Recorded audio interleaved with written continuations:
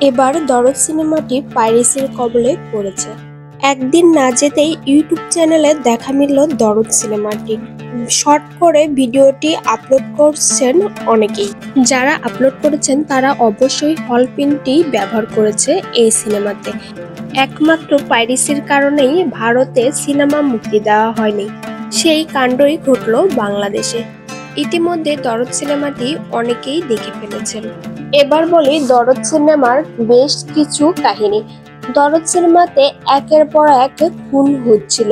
সেই খুনের দায় আসছে শাকিব খানের উপর, অর্থাৎ দুলু মিয়ার। এক সময় ফাতেমাও সন্দেহ করে বসে দুলু মিয়ার উপরে।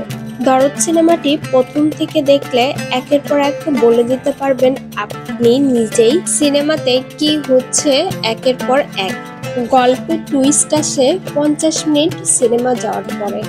এরপর থেকে গল্পে কিছুই মিলাতে পারবেন না আপনি, এরপরে কি হচ্ছে সিনেমাতে। গল্পটি যত এগোবে তত টুইস্টে থাকবে। শাকিব খান এবং সোনাল চৌহানের কেমিস্ট্রি দারুণ ফুটিয়ে তুলেছেন অনন্য মামুন এই সিনেমার মাধ্যমে। শাকিব খানকে নির্দ্বিধায় বলা যেতে পারে দুর্দান্ত ভয়ঙ্কর লেভেলের অভিনয় করেছেন তিনি। দরদ টিমে সবাই ভালো অভিনয় করেছেন। দরদ সিনেমাটি অবশ্যই যারা হলে দেখেছেন তারা সবাই প্রশংসা করেছেন। এই সিনেমাতে বলা যেতেই পারে এক কথায় দারুণ ছিল সিনেমাটি। এই সিনেমায় অভিনয় করেছেন সাকিব, সোনাল ছাড়াও পায়েল সরকার, সাপা মারুয়া, রাহুল দেব সহ আরো অনেকে। যদিও সোনাল চৌহানের ডাবিং করে হলেও তার অভিনয় চমৎকার। শাকিব খানের সাথে তার রসায়ন দেখে মনে হলো যে তাদের আরো অনেকগুলো সিনেমার জুটি ছিল। পর্দায় দুজনকে দেখতে বেশ ভালো লেগেছে। সব মিলিয়ে বাংলা সিনেমা হিসাবে দরদ একটি দারুণ সিনেমা।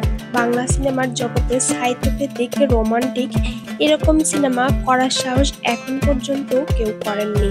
অনন্য মামুন করিয়ে দেখিয়েছেন তাকে এবং তার সঙ্গে দরদ টিমকে অবশ্যই এক প্রশংসনীয় হওয়ার যোগ্য।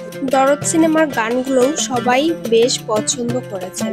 বিনোদন জগতের আপডেট পেতে আমাদের পাশেই থাকুন সাবস্ক্রাইব করে।